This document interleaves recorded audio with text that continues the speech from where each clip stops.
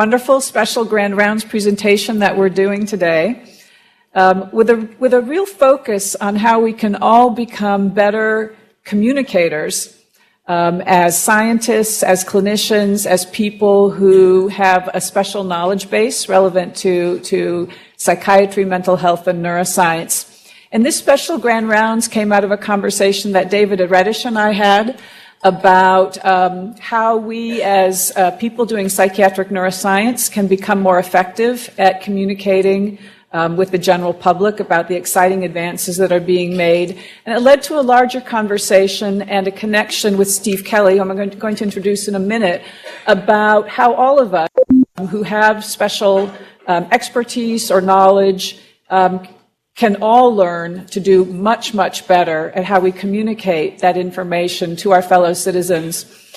And we even took that conversation a little bit further just now this morning when we were realizing or talking about the fact that sometimes as clinicians, for example, we are in or even sometimes as scientists, we have a conversation or we help a patient and the family might say, thank you so much, so grateful for everything you've did. And, we thinking to be modest will say, yes, it's all in a day's work, no big deal. But the fact of the matter is how we engage and communicate with that family, that grateful family, how we communicate to them our excitement, our enthusiasm about where the field could go, about what additional work could happen, about how they might be part of that work, and many families do want to be a part of helping continue to make things better, is also a way of continuing to engage the public, sometimes in very pragmatic ways. People want to make donations or they want to volunteer their time, and sometimes, again, just in terms of helping educate our fellow citizens. So let me tell you a little bit about our speaker today. Steve Kelley is a senior fellow at the Humphrey School of Public Affairs. And before joining the Humphrey School in 2007, he served in the Minnesota House of Representatives for 4 years and the Minnesota Senate for 10 years, representing Hopkins and St. Louis Park. He has served as director of the Humphrey School Center for Science, Technology, and Public Policy for 5 years.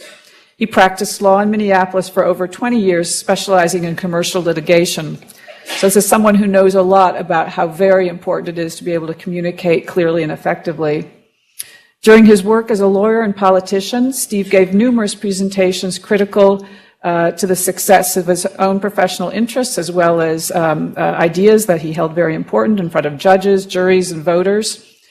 Shortly after coming to the Humphrey School, he and his colleague Elizabeth Wilson developed a special seminar called Public Engagement for Scientists and Engineers. And just as an example, Professors Janet Dubinsky, Kelvin Lim, and David Reddish participated and all gave rave reviews. He's also taught communications in the Technological Leadership Institute, which is part of the College of Science and Engineering. And he received his BA in Political Science and Political Economy from Williams College and his law degree from Columbia. So we're very fortunate to have someone with this level of experience and expertise talk to us today and help us all become much more effective in our public engagement. Thank you, Steve.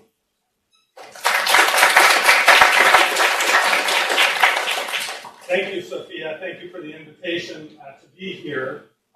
And first, I just want us all to take a moment and savor the ironies involved in having a recovering politician, recovering lawyer, come to talk to all of you about how to change people's brains. So, despite those ironies, I plan to charge ahead. Now, my own journey has been an interesting one. Thank you for that signal. Hopefully this is better. My own journey, I'm a natural introvert, which is not a good starting point for a politician.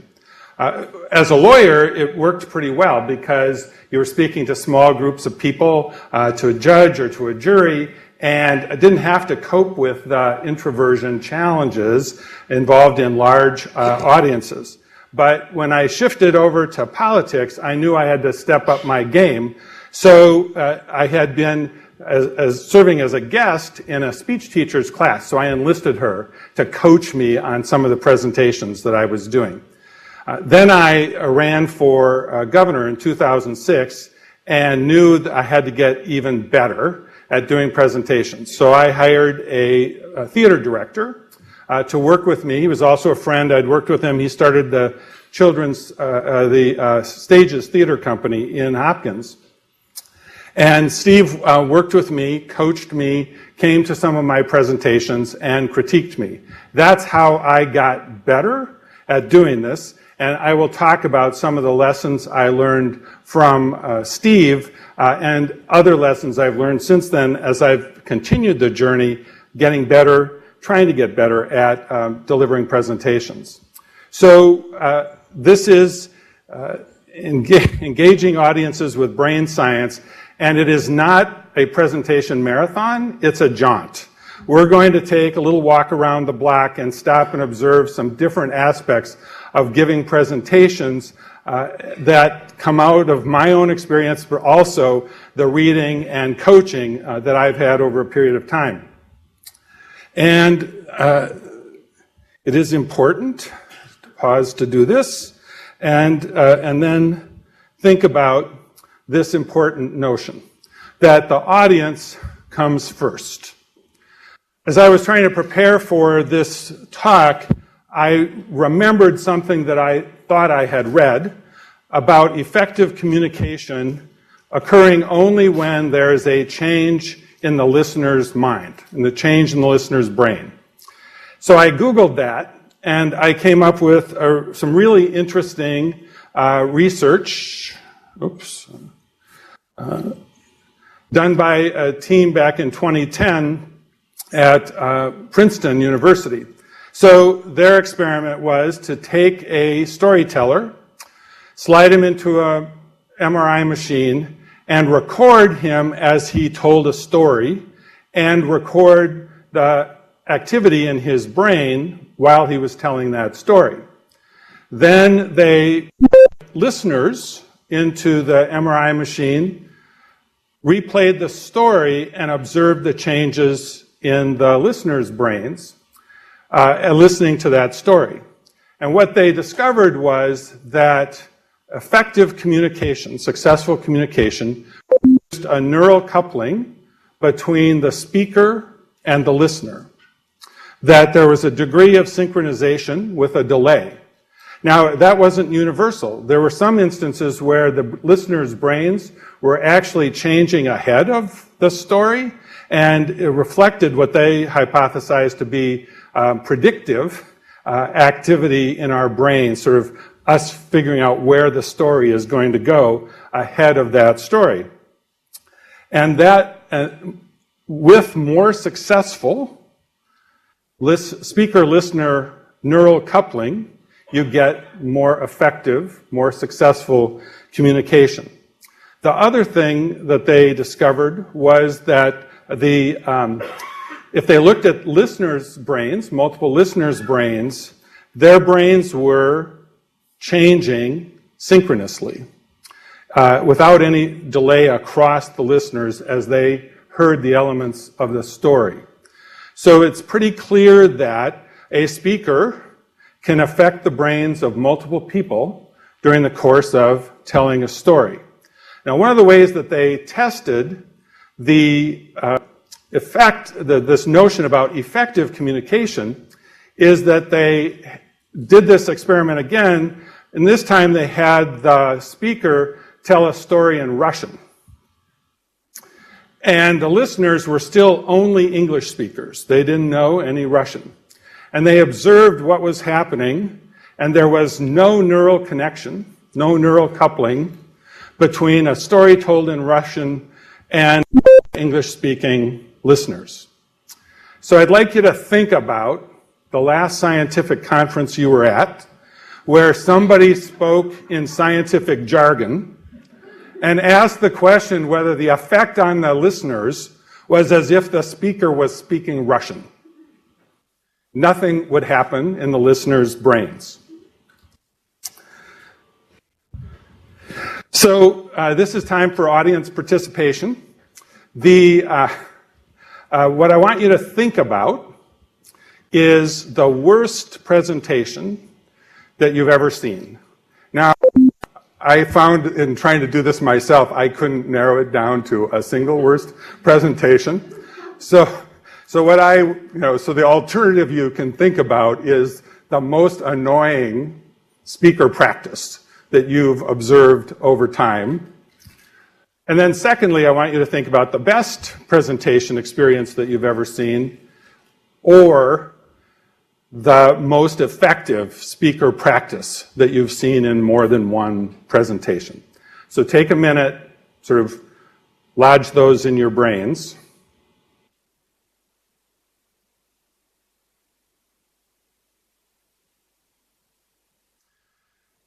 So now find a partner and share with your partner these experiences that you've had regarding effective speech practices or ineffective speech practices.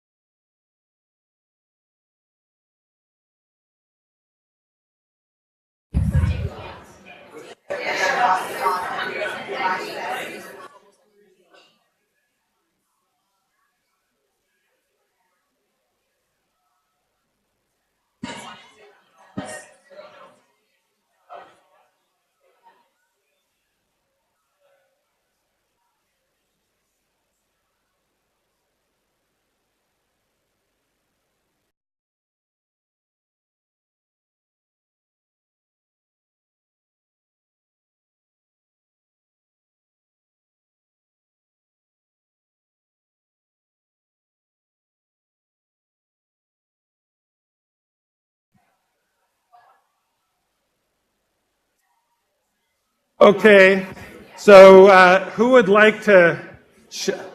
There was good energy in the room. I hope that was about the best presentation practices, not just about the worst. But who would like to share one of the experiences that they either had or that their partner had regarding a worst speech experience? Yeah. So worst would be when a presenter stands behind a podium and reads bullets of a slide straight off the screen. That's a great example. Everybody hear that? Reading the bullets off the other ones. Large chunks of text off. So reading large chunks of text off the screen. We talked about a recent conference a lot of us went to, is Society of Biological Psychiatry, and people have a tendency to have super busy slides, like 8 different graphs of data in one slide. Great example. All right, how about the best, so maybe you didn't get the best, but how about some examples of really effective or sort of best presentations?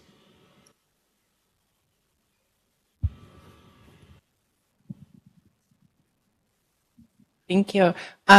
I don't know if Kaz is here. Is Kaz here?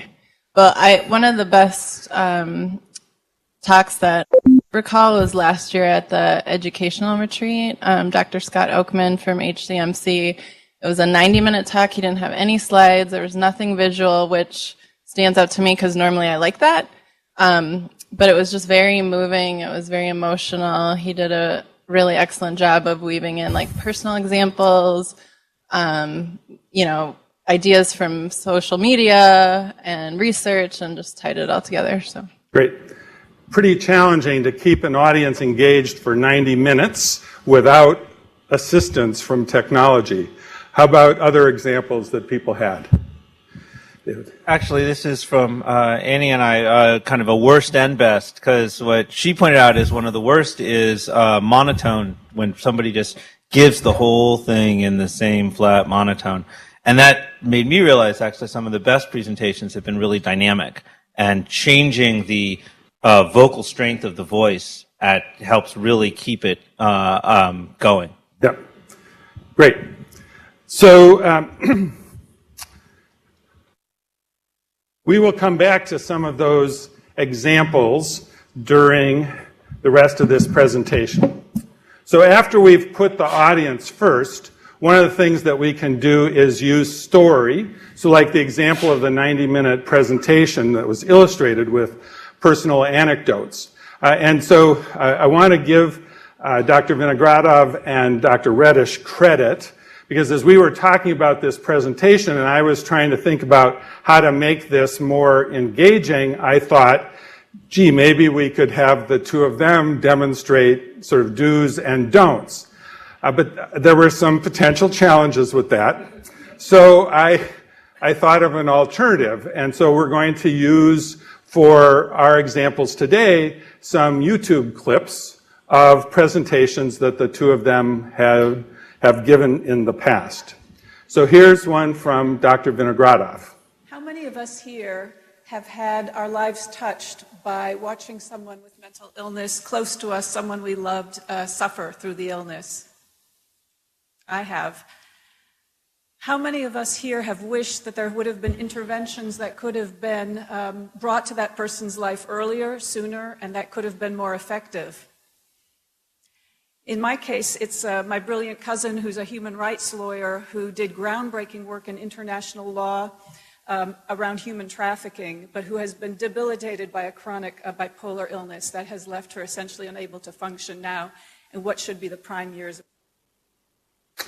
So what did you see going on here? Just sort of yell it out, and if I have any questions, I'll repeat it back so the rest of the audience can hear it. What did you observe about the opening of Sophia's presentation?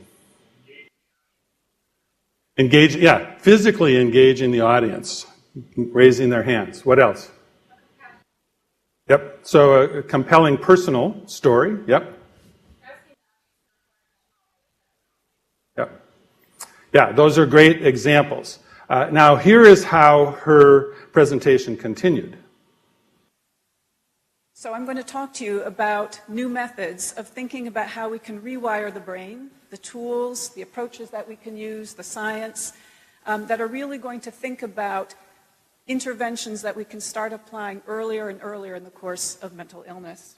I have some financial disclosures. I'm going to be telling you about software that was developed by Posit Science. Oh, and I'm remembering, I'm getting a little moved up here as I'm thinking about my cousin, so I'm going to go back for a second and just thank two people who I wouldn't be standing here if it wasn't for them. Mike Merznick, who will be talking tomorrow, really has been the founder and very inspiring in the research that I'm going to be telling you about. And Mor Nahum, who is at Hebrew University now. I worked with her in San Francisco, and she's the best collaborator one could wish for. So back to my disclosures. I will be talking to you about some cognitive training software that we've worked on with Posit Science for a number of years. I'm the recipient of a SBIR grant from the NIMH that has gone to Posit Science for a study that I'm working on with more. And I will tell you about work that has been funded by a number of very generous funding agencies. So I like to show this videotape, particularly to people who are not perhaps... Regrettably, the recording doesn't include the videotape. With someone with mental illness. This is a videotape of a man who lives in San Francisco on the streets in the Mission District, for those of you who know San Francisco. His name is John Rutledge, and this was made by a colleague of his who's a documentary filmmaker. And John has a chronic psychiatric illness called schizophrenia. It's characterized by psychosis, which means a loss of touch with reality. He hears things which aren't there. He has bizarre beliefs. And John believes that the pigeons are little tiny wizards who have come down from another planet to tell him secrets about the world, about conspiracies. They talk directly to him. He refuses treatment. When his family members have tried to come and interact with him, he refuses to have anything to do with him. Sometimes he stands on street corners and screams. And so compare this storytelling with this. Hello. Oh. Welcome to the world of John Rutledge. John believes that these pigeons are wizards come from another planet to tell him that he is the second Buddha. At night, he sleeps in a doorway. During the day, he looks for food in garbage cans. Most of the day, he's plagued by voices inside of his head, from the pigeons, from evil spirits. John has schizophrenia, a serious mental illness that affects about 1% of the population worldwide. He refuses treatment. If you came across him on the street screaming at the voices in his head, I bet you'd be frightened. I bet that you would actually cross to the other side of the street to avoid him. You would see so clearly that he's out of touch with reality. What you would not see is that John was once a talented young journalist who won a prize for his work on the Special Olympics. You also would not see that he was once a beloved child. Today, in 2013, we know that serious mental illnesses such as schizophrenia are caused by dysfunction. So sorry that was not engaged in the room speakers, but clearly the second presentation was not from behind the podium and launched directly into Welcome to the World of John Rutledge, rather than starting with, I'm going to talk about various forms of mental illness and the kinds of things that we can do about it. And the other thing about the earlier clip is that you had a great personal story separated by some presentation mechanics, doing the disclosures, thanking the collaborators, all essential things to do. But one of the legitimate questions is when or how to do that, because she went from this terrific personal story to another story about somebody suffering from mental illness. In the Falling Walls presentation, Dr. Vinogradov launched right into the story and had us hooked in John Rutledge's story from the beginning. So I think the challenge in doing this kind of effective storytelling is not to mess it up with the kinds of things that we have to do in presentations around the story that we're trying to tell. So, okay, besides the numerous pieces of information on a slide, another presentation violation is putting up something that you can't read.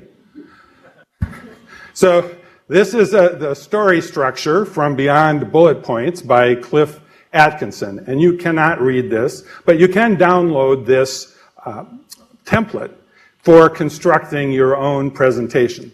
So we talked about stories as examples that bring the audience into the presentation. The other thing that you can do is use story as the frame for the whole presentation. And people in research or clinical practice are in a perfect position to use some classic storytelling. So these are the main points from that template. Now you can read it. And the beginning is sort of the situation, compelling setup. So what's the hook, what's relevant, those kinds of things. And the example that I would think of in the research area is how you come across a research question.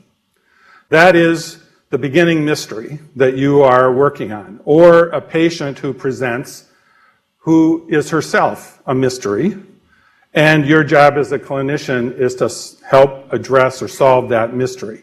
So then you go through a process. You go through a journey or an investigation, and it has struggles in it. The experiment doesn't go quite right. The people in my MRI example had to find a way to cancel out the noise of the MRI machine as they were recording the storyteller so that it wasn't drowned out by the hum of the machine. All these kinds of things become the struggle that you go through as you are trying to solve the mystery. And then your compelling ending is, this is what we found. We solved it. We discovered what was actually ailing the patient. And you can structure your whole presentation around how you solved this mystery. You don't have to do it, but you all are graced with this sort of ready-made classic story structure that you can use in order to communicate the kind of work that you do. So the other challenge is keeping the audience's attention. And one of the most effective ways we have to do that is with our eyes. The human being, evolution gave us these dark pupils in a large sea of white that enables us to figure out where we are looking. So people are equipped to identify whether somebody is paying attention to them or not. So eyes are one of the things to pay attention to. So this is Dr. Reddish. And the problem is, we don't know what it means to be a machine. What it means is, we are physical brains. It means that's what it means to be human. We are the brain within us. It means that the mind is the brain. And the problem is that then leaves us this question of what does it mean to be a physical being? And I think it scares us because we're afraid we don't have the freedom to choose. I'm going to argue today, what I'm going to do with my talk today is I'm going to convince you, I hope, that we still have the freedom to choose. The problem is that we have to... So he's using gestures effectively, standing there. Most of the time his eyes are on the audience, but he's suffering from a symptom of modern presentations, the location of the monitor. So one of the things that is challenging David in this setting is that the way the audience is set up is over here and the monitor is down there. So every time he wants to see what's going on in the monitor, he's got to move his head down there. And one way to fix that would have been to set up on the other side of the stage and be better aligned so that instead of moving your head to look, you could just move your eyes to look. And so that's one thing to keep in mind. So watch Sophia. So I'm going to talk to you about new methods of thinking about how we can rewire the brain, the tools, the approaches that we can use, the science, that are really going to think about interventions that we can start applying earlier and earlier in the course of mental illness. So stop looking at the damn screen, I'm going to be telling you about right? software that was developed by There's a monitor right in front. I'm thinking about my cousin's. If you have any question about where you are in your slides, you just look down and your eyes are still lined up with the audience, not breaking eye contact by looking back at the screen. So this one would have ended up on my most annoying speaker practices because I see it all the time and I empathize with it because I have a constant struggle not to look at the damn screen. So the next thing is using interesting and informative visuals. So that came up as one of our worst practices. And so Michael Allen at Penn State has done some research on scientific presentations, right? So in a way, I'm a bit presumptuous because I've never had to give a scientific presentation. So I called on Dr. Allen's book, and here's his approach. He takes an evidence or an assertion evidence approach. So the assertion is in the text in the upper left corner about the growth in the traffic on this bridge. So he developed, and this is a template you can download, an example you can download. So in the first slide, it was a truck from 1951. Now he's got the Chevy sedans, and then he's got the really demonstrating through a clearly understandable visual the point being made in the text.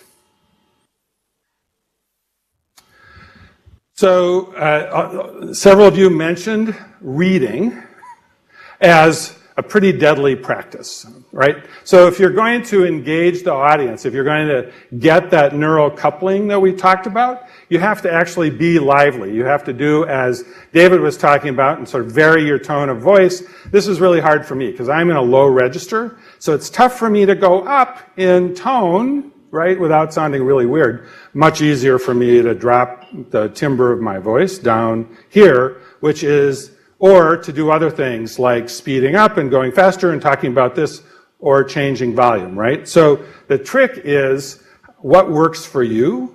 And I think all of us have different challenges. Some women benefit from trying to drop their voice rather than staying in a high register. But the key thing is to be lively about this, and to do this, you have to actually be brave, because you probably have to break some scientific presentation conventions or norms, right? As you are coming into the profession, you go to see a lot of presentations, you go to conferences, and you develop a sense of what the norm is in the profession. And the pressure, all of us are affected by peers in various ways. The pressure is to conform to those norms. And if you are going to be effective, you may actually have to break the norm. And that requires some degree of courage. It requires being brave. So the next thing we want to talk about is sort of using your body effectively. Let's start with... So when I was working with my drama coach, and forgive me for being in this shadow, his question was to me, what kind of stance is strong to you? And since I was a high school wrestler, I basically said, well, it was sort of a wrestling stance. And he said, well, you can't do it exactly that way, but think about how you put your feet so that you have a sense that nobody can knock you over. Right? And now actors would think about this as being rooted, and then having that strength come up through your legs, through your spine, and then be projected. And I found this especially powerful because one of the toughest things is, what the heck do you do with your feet when you're doing a presentation? So I have really caught on to this question of, where do people put their feet? How do they stand? And a common thing today is you sort of get your weight onto one side, and then your shoulders hitch, and you do a variety of other things that doesn't create the same level of confidence as being squared on with the audience and having a conversation one-to-one with people in the audience. So here's another example. This one is from the stage. And you can see the actor in the center. He's commanding the stage. The two other actors have decent stances, but now this is exaggerated, but this person's occupying the stage, right? So you'll have to be quick, but check out the very beginning of David's speech. He had his arms out, welcoming the audience, but now watch his feet.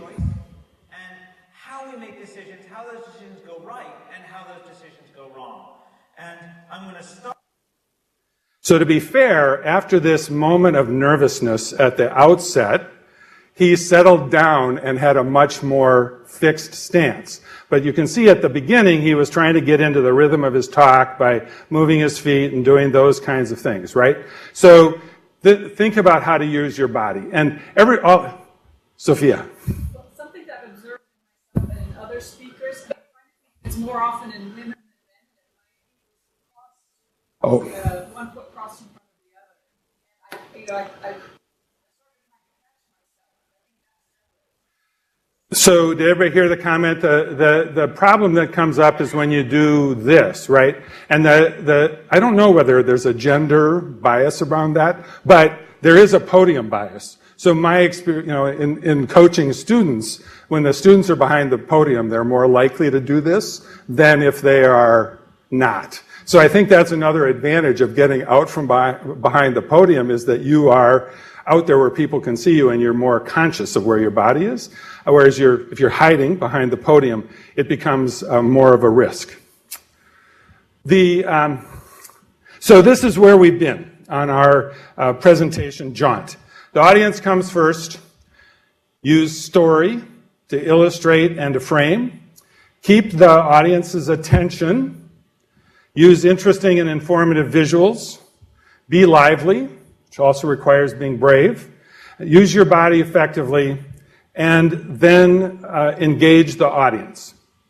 So we've come home from our jaunt. We started with the audience, and we are back to the audience. And why do we want to engage the audience? Well, for reasons that Sophia mentioned before her introduction of me, which is that the audience matters. You know, if we can engage the audience and really connect with people, we can make a difference in how the audience responds to our presentation.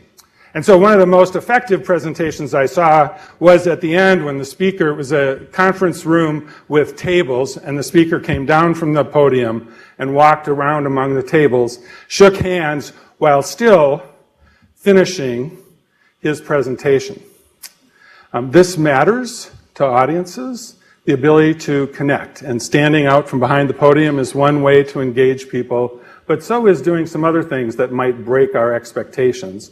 Everybody kind of chuckled as I started going around shaking hands, but how odd was that, really?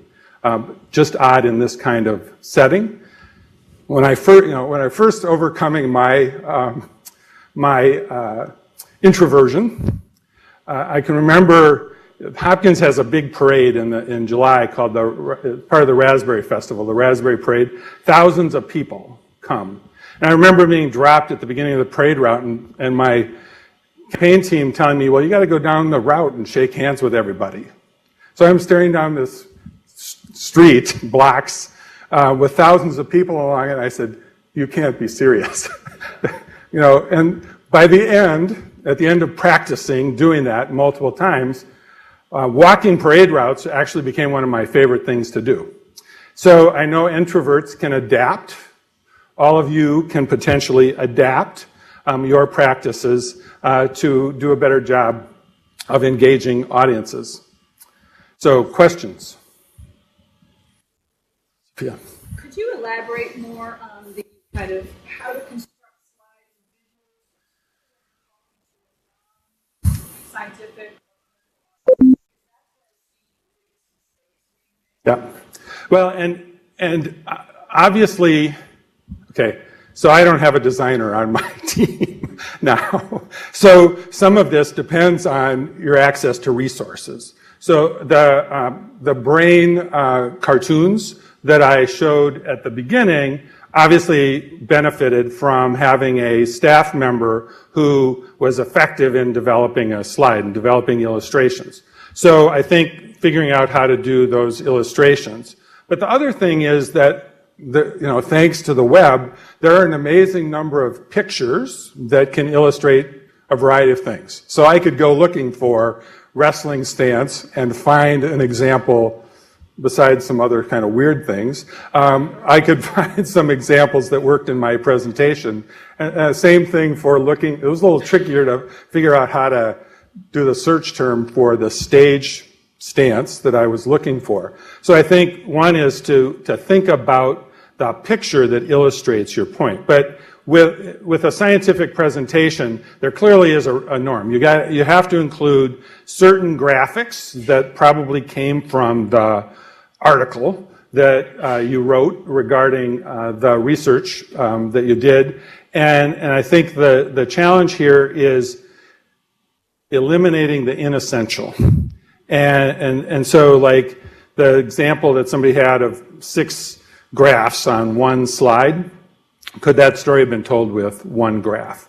And those are the things that I've thought about in terms of how to do a more compelling visual is also breaking free of PowerPoint's hierarchical structure. So there will be a handout that Laura has out at the back of the table, and one of the resources I cite is Edward Tufte's critique of PowerPoints and the way in which the cognitive structure that PowerPoint imposes on how we do things limits the effectiveness of our communication. So breaking free from PowerPoint would be another part of the answer.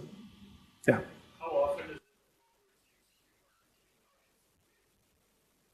Yeah. Well, that's really up. So first you have to be good at it. So I can be okay at sort of self-deprecating humor, but I am a terrible joke teller. So I never try to tell a joke. Never. I will tell stories, though. And so I think humor is an important engagement tool. You have to pay attention to what what your own skill is and work from that skill. And I would say it's certainly useful at the beginning. You can drop it into the middle, but especially if you think about scientific presentations and the expectations of the audience, surprise is okay, sort of violating norms is okay, but you still have to convey the seriousness of your presentation, and you don't want that undermined by a too aggressive use of humor. Yeah.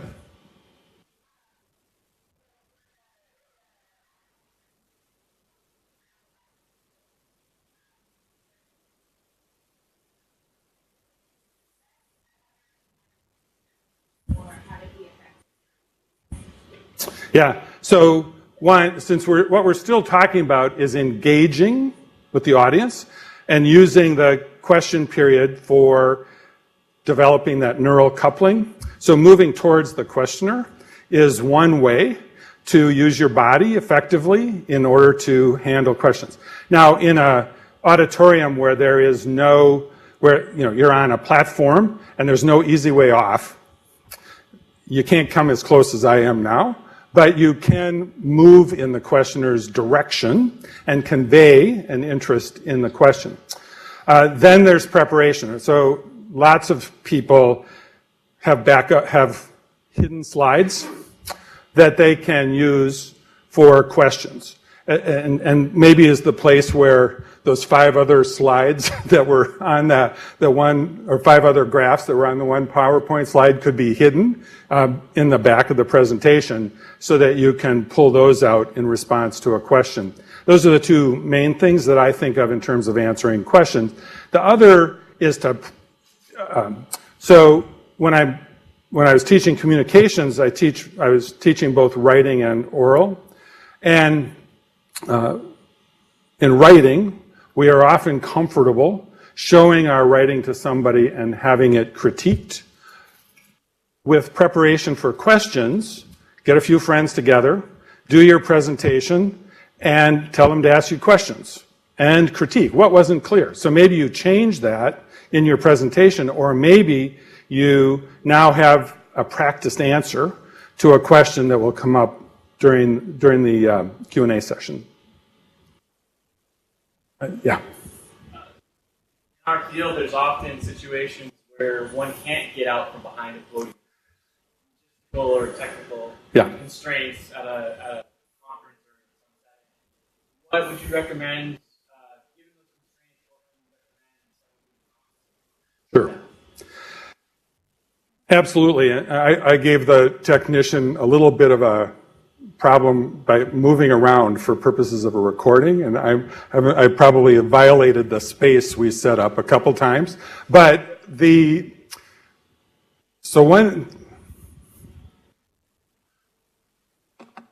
So one thing is paying attention to your position, right? Just as if you were out there, you can use that sort of strong stance here to combat the kinds of challenges that we talked about earlier.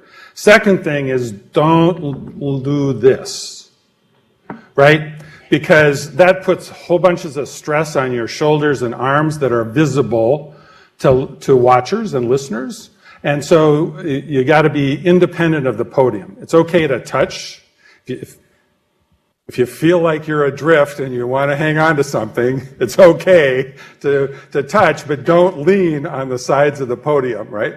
And then you may have to use, okay, so one of the things I do in order to avoid the various stances that are no good, like the fig leaf position or putting my hands in my pockets or other kinds of things. And it's really hard.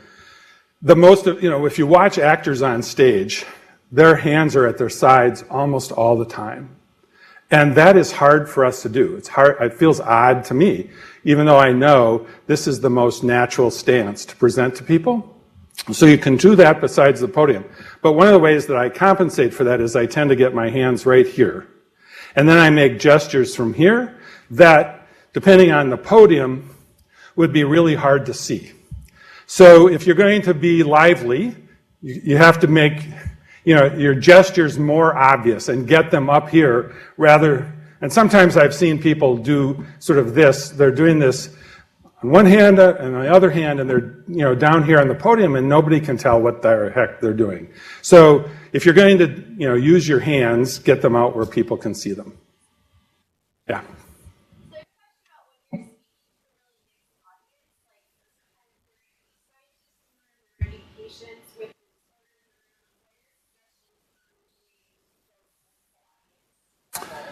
Okay, so I haven't had that kind of experience in terms of such a difference in roles. So my first response is I would change the ratio of scientific information to stories. And I would increase the number of stories that the patients could relate to. More examples of patients who have dealt with the kind of illness that is at issue, and do that more than I might in a more purely a more scientific audience. Though, okay, a key point about the obverse of being lively is being boring. And there is no requirement in a scientific presentation that you be boring, right? This is, if it is a norm, we should eliminate it as a norm, okay? So stories are appropriate in scientific presentations too. I would just change the mix. And I would be super careful about not using jargon and trying to, okay, so I used MRI. Lots of people have experiences with MRI. You could also say brain scanner.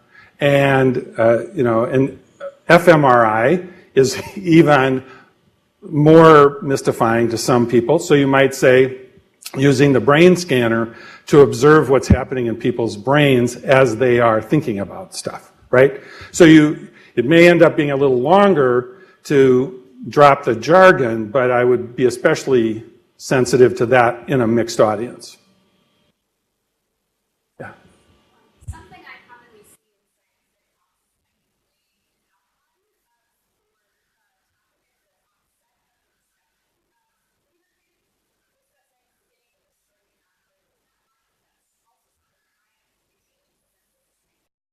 Yeah. So that's a really good question, because I was trying to think about that in my presentation. I included the summary at the end because I wanted to split the difference, I guess. I guess I opted for the dive right in. And I do know, there's a story of it's now such a common phrase that whether it's attributable to Hubert Humphrey or not, but it's like, tell them what you're going to tell them, tell you what you just told them. Repetition is effective, but the challenge with doing it that way is that there's no surprise. And surprise is an important learning tool in terms of how our brains work. So in general, I would think about the summary rather than the sort of upfront roadmap, or think about a way to describe the roadmap in a shortened fashion without necessarily using a slide. But I'm a big fan of getting the audience hooked early. And that's why I liked Sophia's Falling Walls presentation, is I was hooked, and I felt the audience would have been hooked too.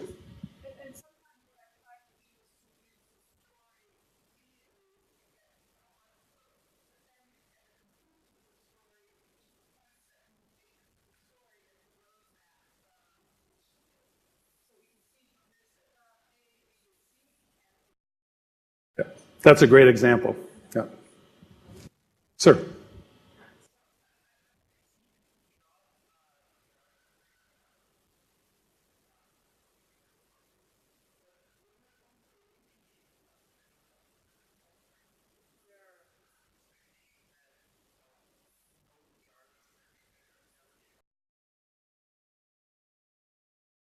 Sure. So the question is that in a mixed audience, trying to reduce jargon makes sense, but at certain kinds of conferences or in certain audiences, the expectation is that you will use jargon. So I have two responses to that. One is the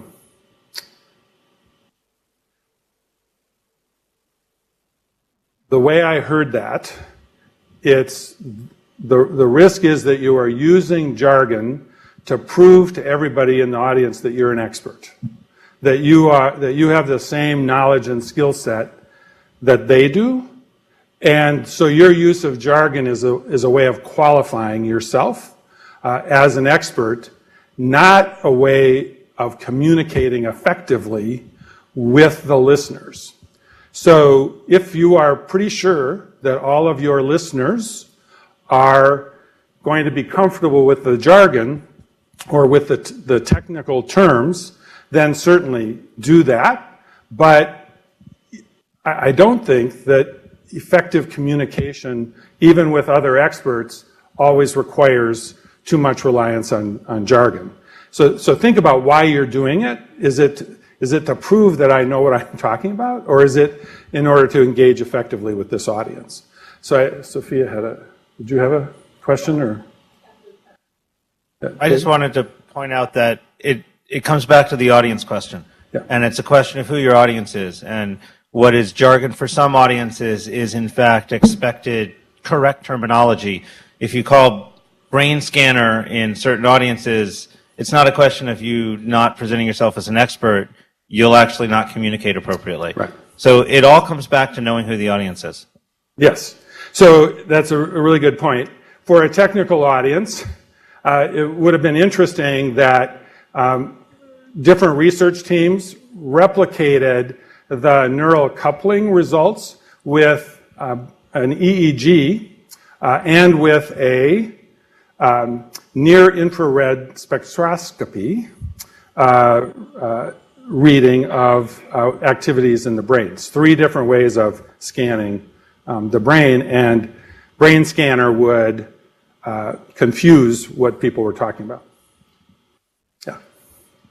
As a fellow introvert and someone who gets very nervous when giving a presentation, I was wondering if you could share some of your secrets for not engaging in detrimental nervousness activities while you're speaking.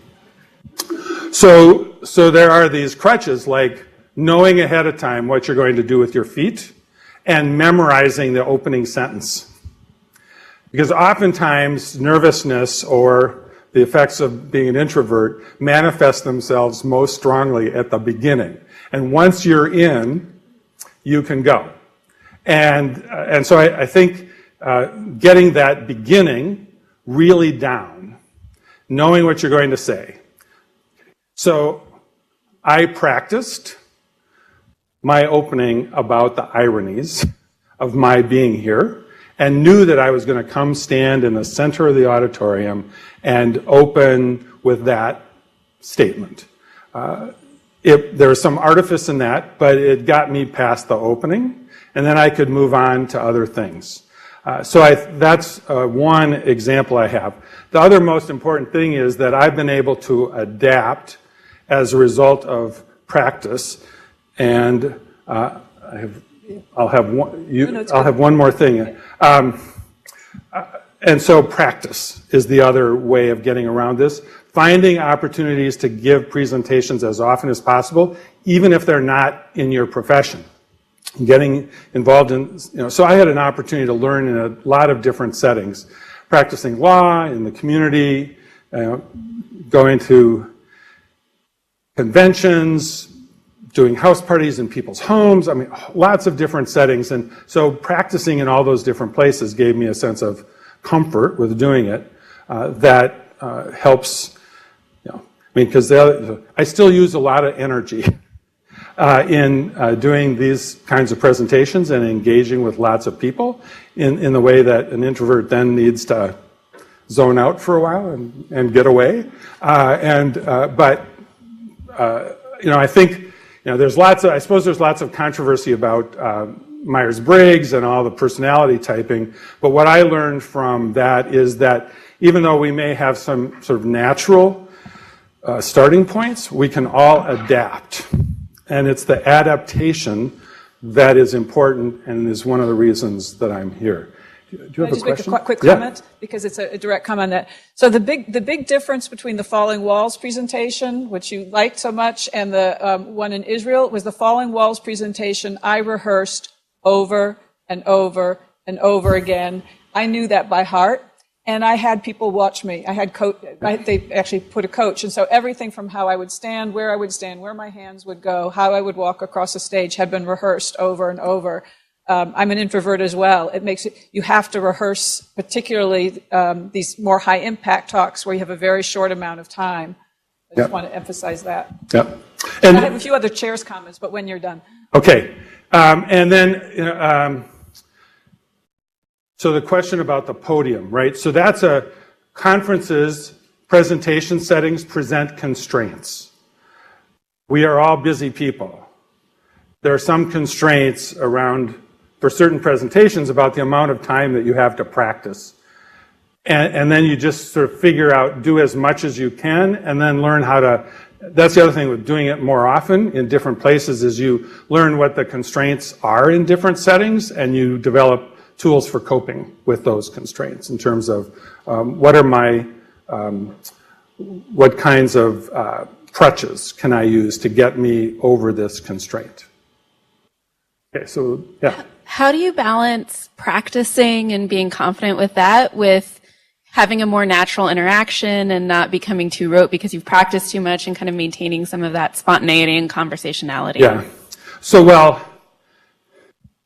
one is sort of not working from a script, sort of having a general idea of where you're going to go in the talk, and then being willing to ad-lib even though you've practiced, right? So one is to not feel locked in, because that was your script and that's what you practiced, so that you can, for example, I didn't know that Sophia and David and I were going to get into a conversation about the significance of learning presentation skills. But because we did, I can refer back to the comments that she made in introducing me. So you have to be in a position to do that at the same time that you've done this practicing. So, we'll do one more, I think.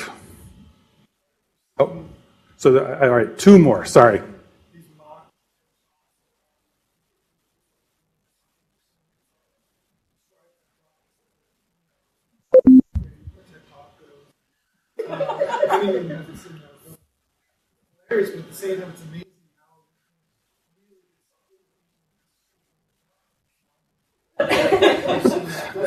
Yeah.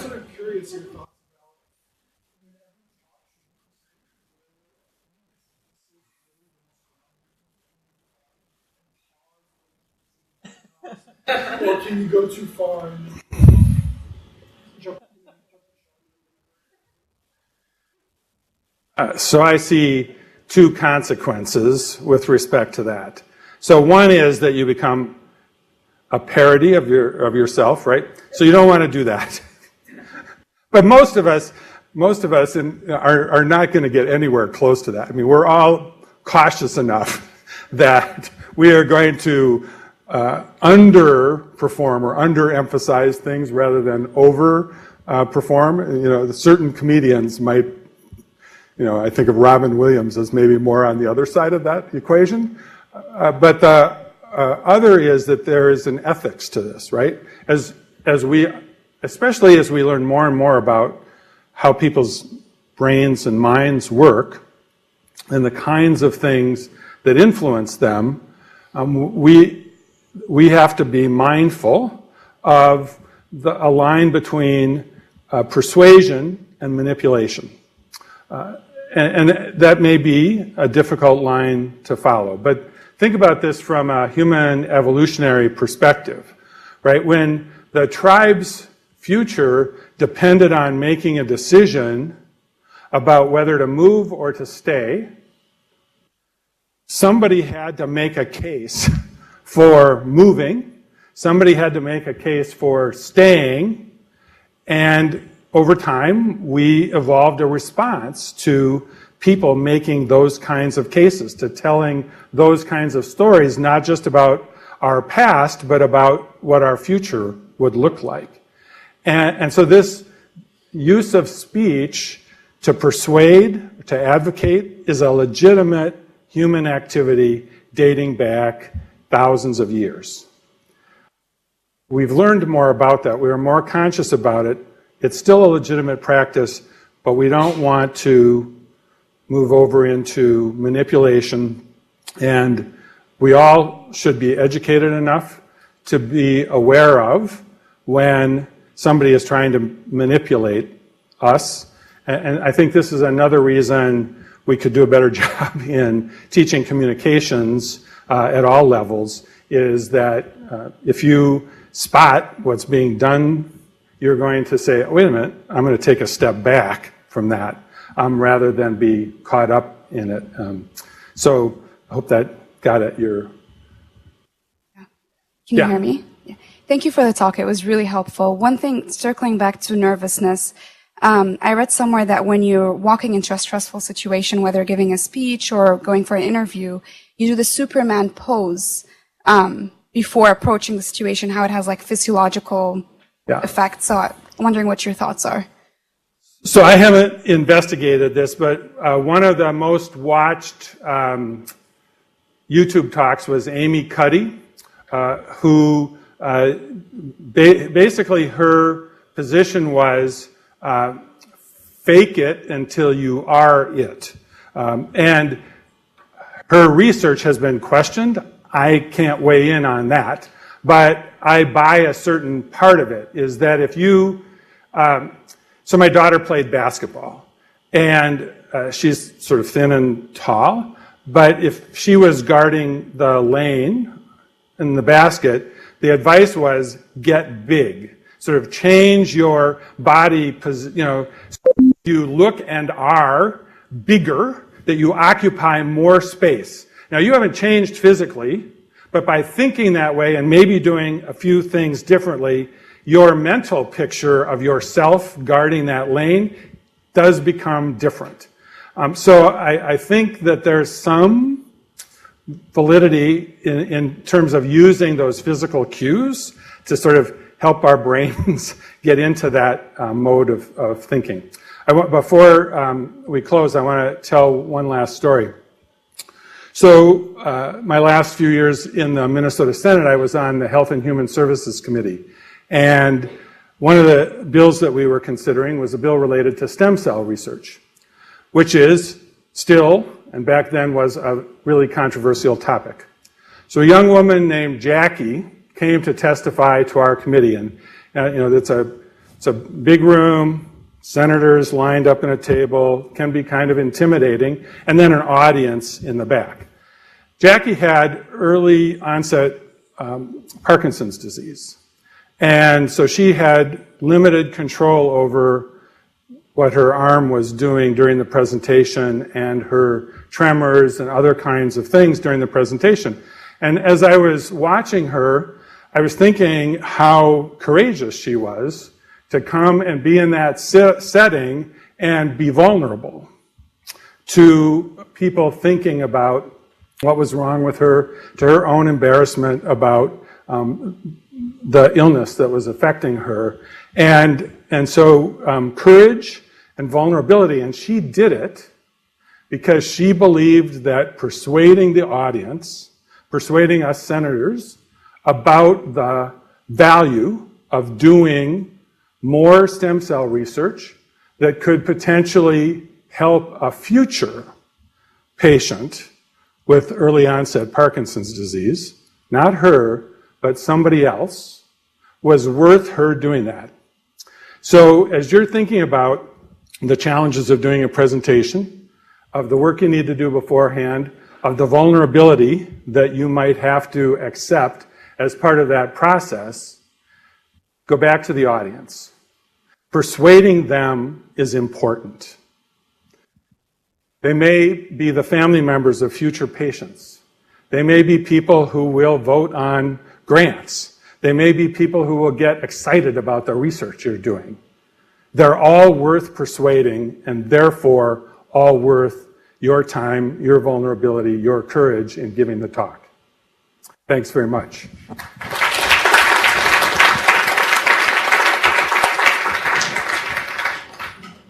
Thank you.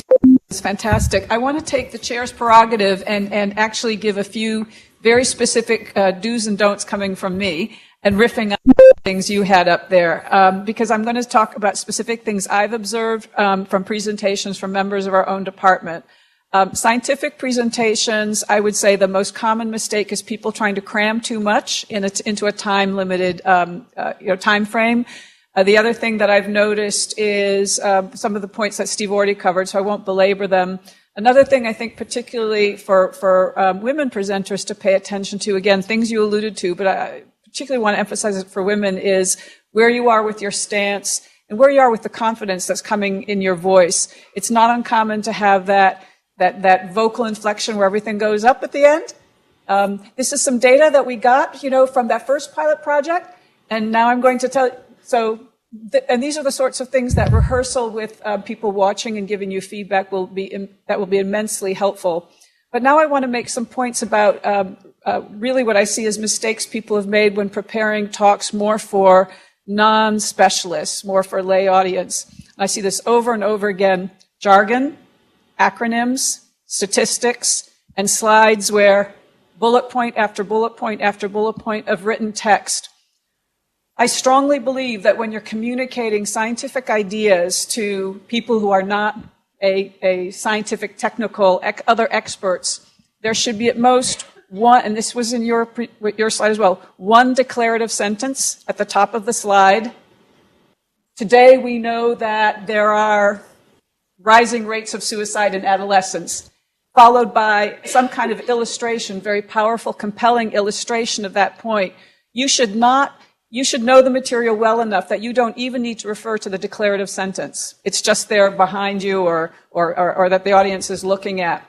And there should never be more than one declarative sentence per slide, and there should never be any of these sort of complicated graphs or statistics that we're so enamored of when we do the research. But I think also the same is true for when people are trying to communicate clinical information or things about advances in the clinical field. There is once a year, NAMI asks us to put together a research dinner. They organize the dinner and they ask us to do several research presentations, which is exactly this, communicating what we're doing and what we're excited about to a very interested, very engaged audience. And I would say over the last couple of years, we've got lots of room to improve. So what I'm going to ask now, those of you who are here, is those of you who are interested in participating it'll be the spring, February, March timeframe. I'd like you to write me directly, propose what you'd like to talk about, and we're going to make this the most incredible research dinner presentation to NAMI they have ever seen. We're going to blow them out of the water, and we're going to rehearse, and we're going to practice, and we're going to start creating sort of a new bar for ourselves in terms of doing these kinds of presentations. And I may be getting back in touch with you to have you come and be one of the coaches and critiquers. So thank you very much.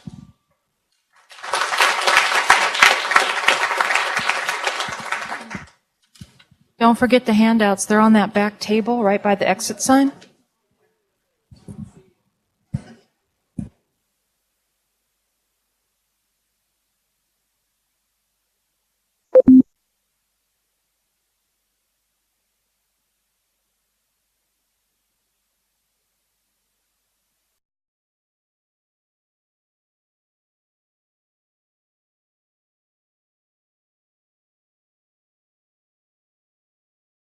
Your meeting has ended.